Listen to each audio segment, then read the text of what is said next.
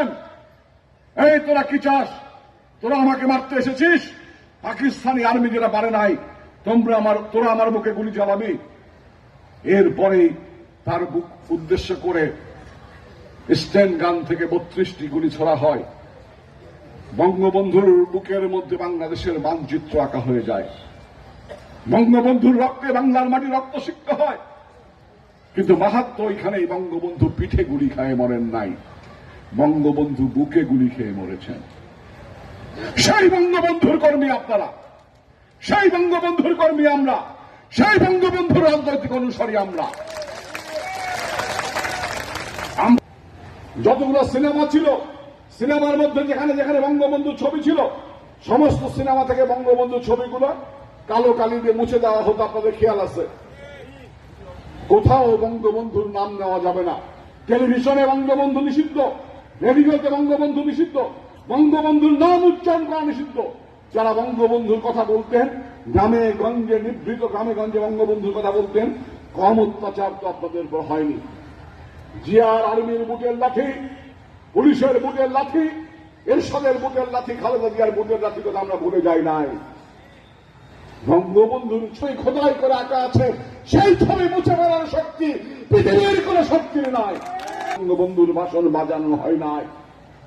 বঙ্গবন্ধুর সারা জীবনের আন্দোলন সংগ্রামের ফসল যে বাংলাদেশ বেতার, সেই বেতারে 21 বছর ধরে বঙ্গবন্ধুর ভাষণ বাজানো হয় নাই।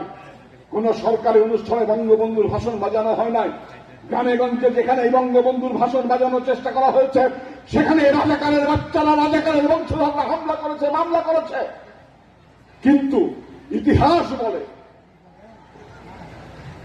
পৃথিবীতে সবচেয়ে বেশি ভাষণ বাজানো হয়েছে বঙ্গবন্ধুর 7 মার্চের ভাষণ। এতবার বঙ্গবন্ধুর 7 মার্চের ভাষণ বেজেছে যে ভাষণ পৃথিবীর আর কোন ভাষণ এতবার বাজে নাই।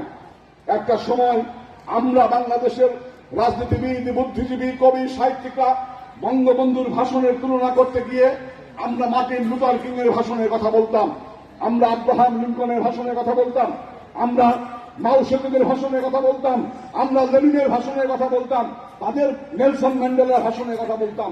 তাদের ভাষণের উদাহরণ দিয়ে আমরা বঙ্গবন্ধুর ভাষণের কথা বলতাম।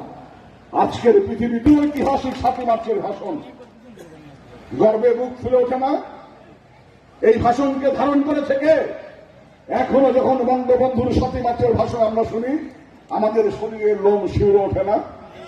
মনে হয় এই চিঠিতে বঙ্গবন্ধু আমাদের সামনে তিনি লাইভ ভাষণ দিচ্ছেন, তার ভাষণ আমরা শুনছি। এখনো মনে হয় এই ভাষণের আবেদন কখনো পৃথিবীতে বাংলাদেশের নেতা নয়। জাতিসংঘ বঙ্গবন্ধুর ভাষণকে আন্তর্জাতিক বিশ্ব সম্পদ হিসাবে ঘোষণা করার পর আমাদের বঙ্গবন্ধু আজকে বিশ্বের অন্যতম শ্রেষ্ঠ রাজনৈতিক নেতা হিসাবে আবির্ভূত হয়েছেন, উন্নত হয়েছেন। সেই বঙ্গবন্ধুর কর্মী আমরা, সেই বঙ্গবন্ধুর সৈনিক আমরা। আজকের যে বাংলাদেশ, সেই বাংলাদেশই কেবলমাত্র বঙ্গবন্ধুর স্বপ্ন নয়। আজকের যে বাংলাদেশের মানুষের সুখ, এইটুকু সুখই বঙ্গবন্ধুর স্বপ্ন নয়। আজকে যখন বাংলাদেশ সৃষ্টি হয়, 3 বেলা না, 1 বেলা পেট ভরে ভাত খাওয়ার সামর্থ্য কয়জন মানুষের ছিল?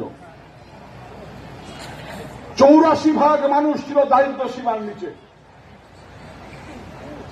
মাথাপিছু আয় ছিল মাত্র $97 তখন একজন দিনমজুর যিনি খেতে কাজ করতেন কি পেতেন? স্বাধীনতার সুখ ছিল না, এত সরকারি অফিস ছিল না, এত সরকারি চাকরিজীবী হওয়ার সুযোগ ছিল না, এত পাকা রাস্তা ছিল না, এত যানবাহনে